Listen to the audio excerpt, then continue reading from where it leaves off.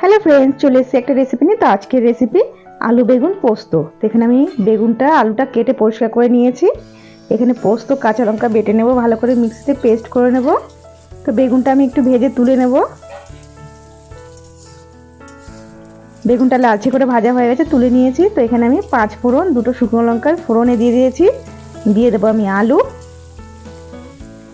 আলুটা ভালো করে ভাজা ভাজা হয়ে গেছে। নুন, চিনি, হলুদ দিয়ে একটু মিক্স করে নেব।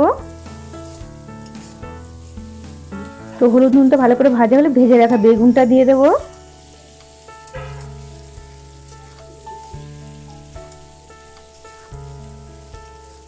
আর কিন্তু আলুটার বেগুনটা কিন্তু ভালোভাবে নরম হয়ে গেছে। তো এখানে আমি বেটে রাখা যে পোস্তটা, কাঁচা লঙ্কাটা আমি ভালো করে মিক্সিতে পেস্ট করে নিয়েছি।